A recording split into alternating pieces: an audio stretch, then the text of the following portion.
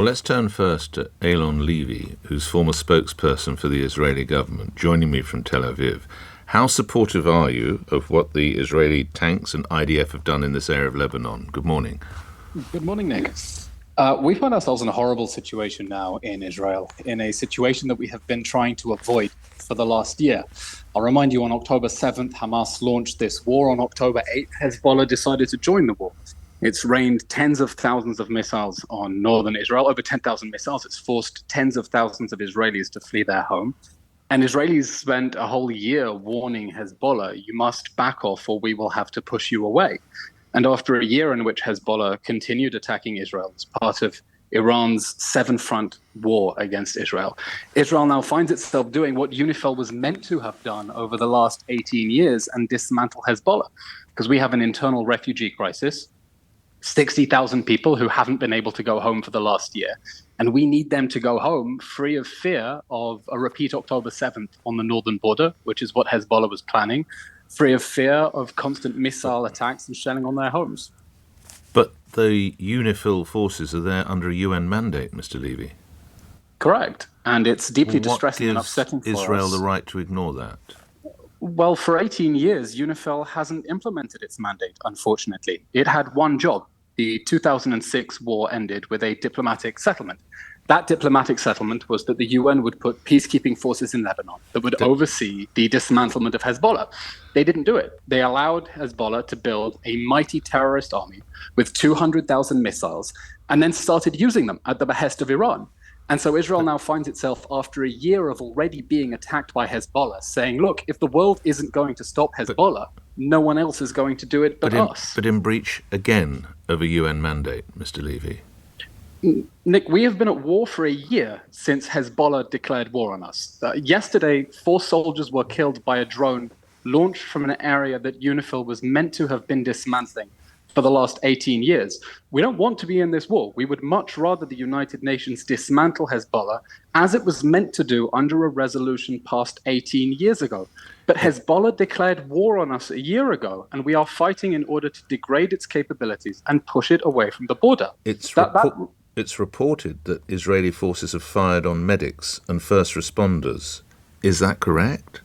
I'm not aware of those reports. It would certainly not be the way the IDF operates. The IDF is operating to target Hezbollah, and we've seen the extraordinary precision with which it has decapitated the entirety of Hezbollah's leadership, and according to Israel's defense minister, reduced its huge missile stockpile to only a third.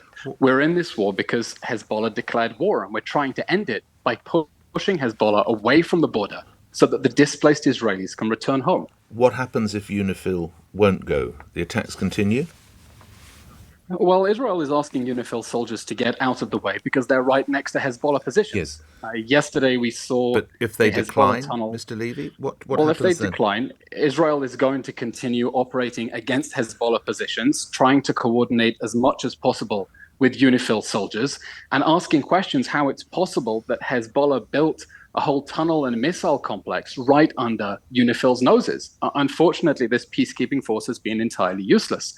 And if it won't move out of the way and get itself out of harm's way, as Israel is urging, then of course Israel is going to continue attacking Hezbollah's military infrastructure. The United States has expressed its clear support for attacking that infrastructure because Hezbollah is planning on using it for a repeat October 7th.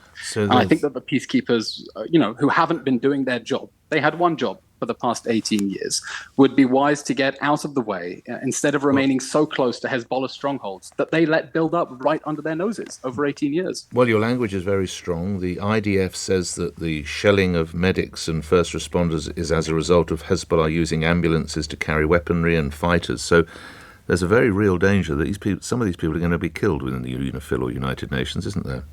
It certainly sounds logical that Hezbollah would be using ambulances because they've seen Hamas using the same tactic in the Gaza Strip and unfortunately getting away with it. It's the established modus operandi. But how do you know what's inside an ambulance?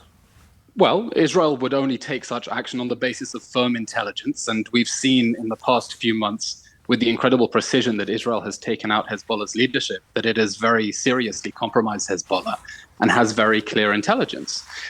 What Israel is trying to do is to degrade this Iranian army that has built up on Israel's borders in violation of UN Security Council Resolution 1701, right?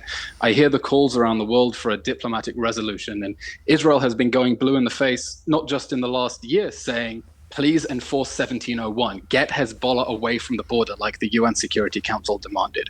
But over the past 18 years, Israel's diplomats have been urging the world to push Hezbollah away. Mr. Levy, lastly, you want the world to listen to United Nations 1701, but when the United Nations actions doesn't suit Israel, they just drive tanks through gates.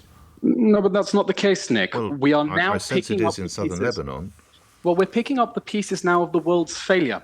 We're picking up the pieces of the world's United failure Nations to on the dismantle one hand, Hezbollah. and you choose to ignore it on the other, lastly. No, Nick, we're talking about a resolution that was passed 18 years ago and never implemented. And if Hezbollah is going to continue raining over 10,000 missiles at northern Israel, drones that are striking civilian areas, how much longer does anyone expect Israel to sit on its hands and wait for the United Nations to do what it hasn't been doing for the past 18 years?